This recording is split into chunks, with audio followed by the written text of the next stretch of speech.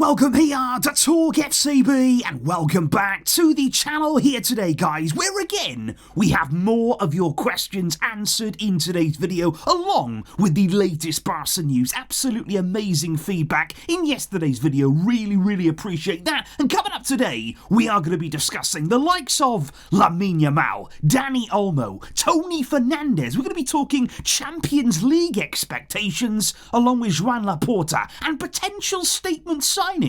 It is all on the way for you and I hope you're all going to enjoy it. So come on, and let's do this. But I do have to start with some fantastic super thanks shout out, guys. Absolutely unreal support coming in on yesterday's video. Thank you all for that here. Shout out to Louise and also to Felix, who's been watching the channel for 5 years. And what about this one right here from Yusuf? Absolutely incredible. Thanks and love from Nigeria. I have been here since day one and I will be here for the next Barca treble. Is he onto something there? Does he know something is coming? Thank you indeed, guys, for the absolutely amazing support on the channel. Because why don't we immediately here jump into those expectations for the season? Fantastic question here coming in. What are your expectations and what is the bare minimum that you are asking for from Barca in terms of results this season? And guys, before I even go on to talk here about specific competition,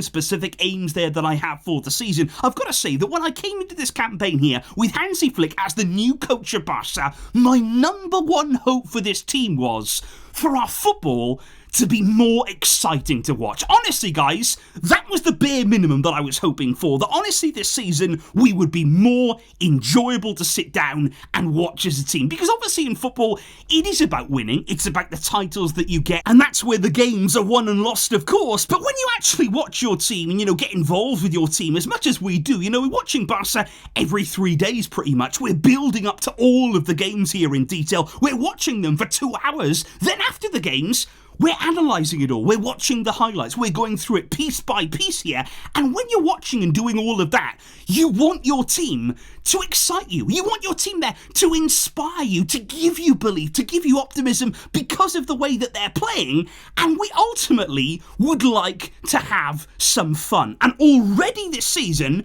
I've definitely enjoyed things more. I have definitely been having more fun here, and I know you guys feel the same way, but of course, it's all about continuing that now. We are still very early days, because let's say here that in La Liga, my expectations would be there is no reason at all that we can't win this league, that we cannot go toe-to-toe with Real Madrid, compete with them, and Atleti, of course, we can win La Liga. There is no doubt about that in my mind. Now, in terms of the cup competitions, the Copa del Rey, the Spanish Super Cup, obviously you'd like to get more silverware, you'd like to win trophies wherever possible, but I've always seen them here as a bit of a bonus. You don't want to tie a squad out in those games, you don't want to go all out and get injuries there that can hamper you in the more important competitions, which are, of course, the Champions League. Make no mistake at all, guys, it's still the big one, because lots of people here saying, look, let's focus on the Champions League. Let's talk about what's to come. It has to be our main priority.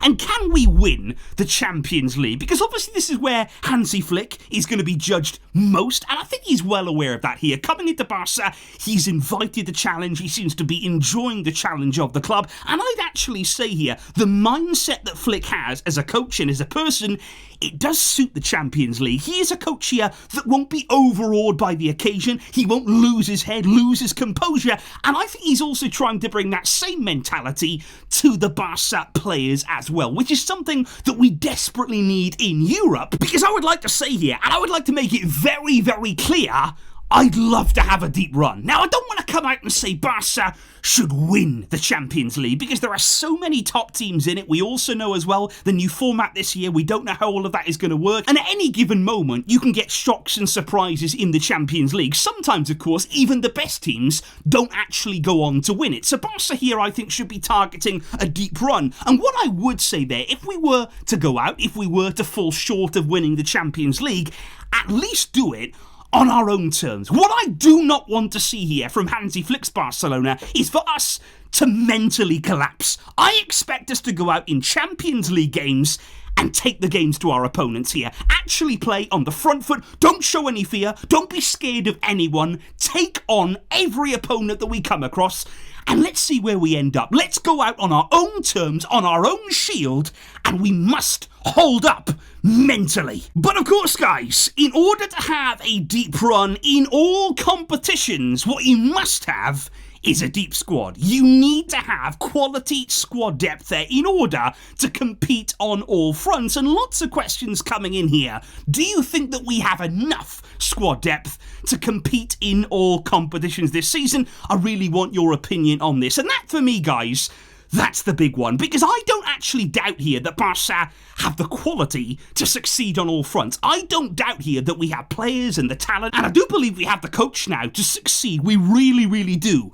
But the big question is about the squad depth, because in the season we're actually going to have even more games than ever. You add to that as well, Hansi Flick is asking more of these players. He is demanding there a more physical approach, demanding more of them in games, and also asking them to work much, much harder than they've done before.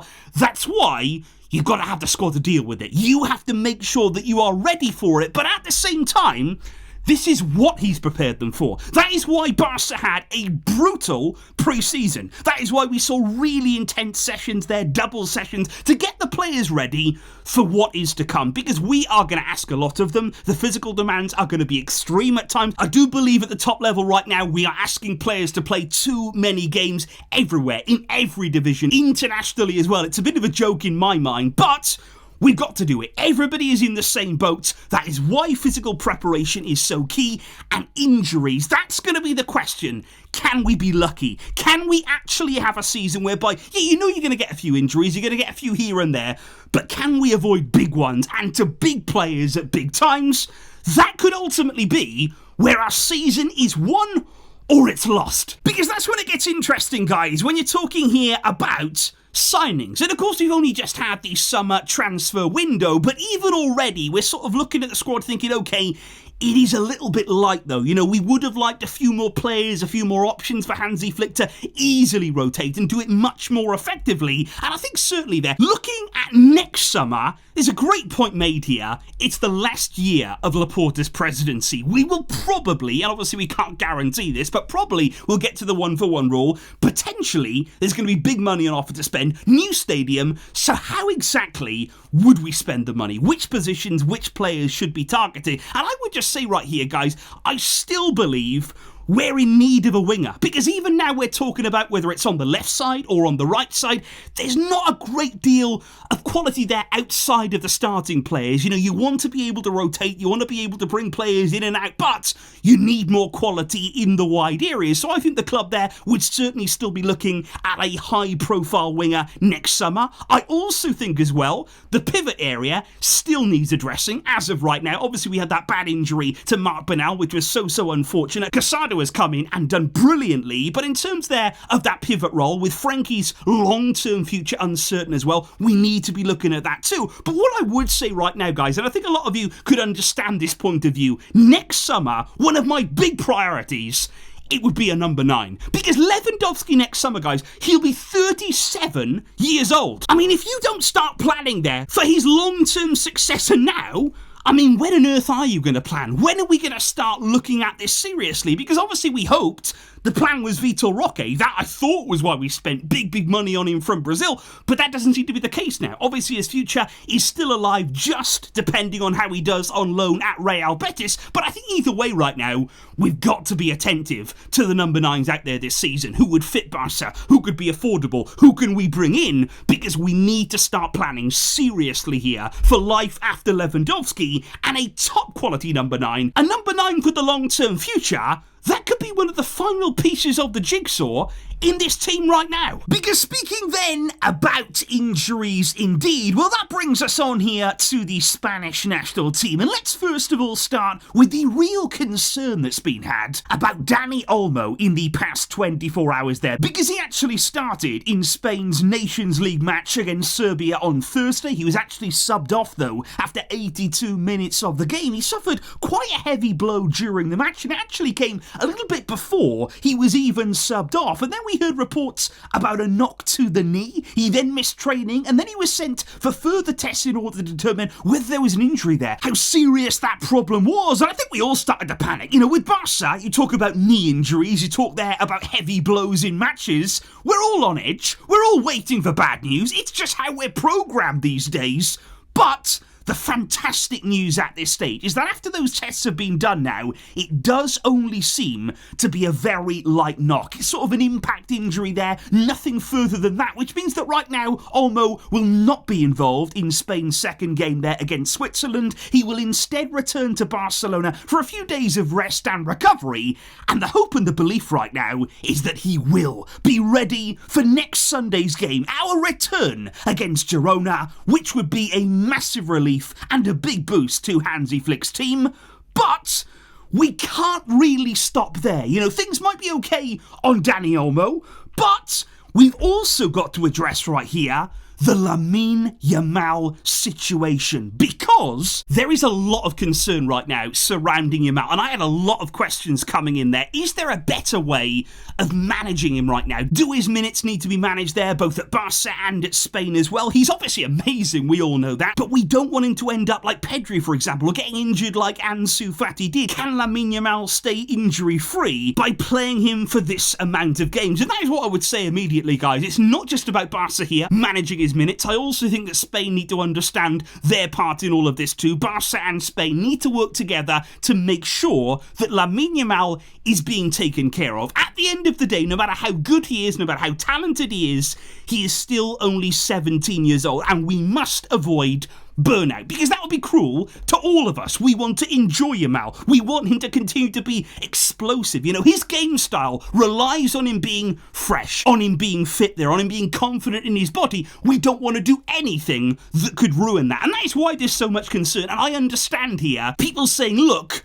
we need to do something about that, because I think it's going to be really important throughout the season, guys, looking here at Hansi Flick in terms of rotation and basically picking the right moments to do it. You know, maybe you've got an opponent at home that looks easier on paper. Maybe there's an opportunity there to start Yamal from the bench for that game and give him some rest there. Maybe there's a chance to take him off, of course, when the game is won. And I think all of these moments here, Flick and his backroom staff, they've got to be attentive to the Yamal situation. They've got to understand where his body's at any given time. And if there's ever any doubt, you've got to take him out the firing line. And obviously it hurts to do so, and obviously he's such a wonderful player that you always want him out there, but we really must pay attention to him, because obviously there's lots of people asking here, are there any viable backup options for him? Is there another player that could play on the right-hand side? And of course nobody's going to give you Lamine Yamal quality. You know, nobody's quite like him in our team. That's why he's so unique. That is why he is so good for us. But at the same time, you know, in the right situation, in the right game, you can play Rafinha out there if you wanted to take him away from his current position, which I wouldn't really like to do. So obviously Ferran Torres is available as well. He can play on the right side. But don't forget as well,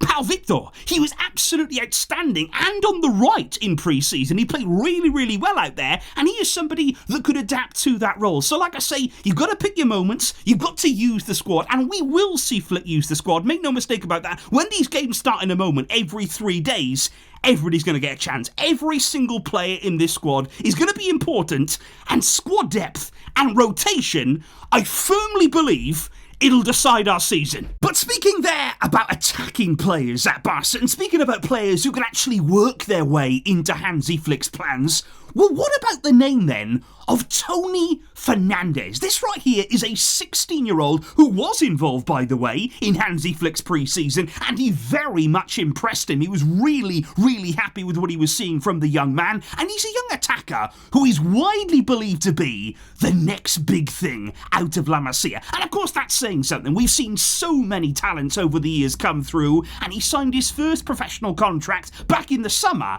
keeping him at the club until 2027.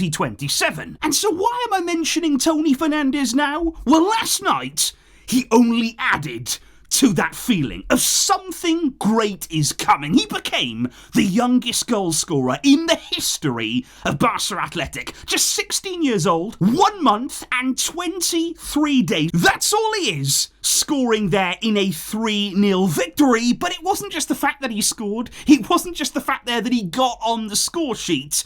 look at the way that he did it there. He started the move himself on the edge of the box. He plays a give and go there. He gets a lofted pass over the top of the defence.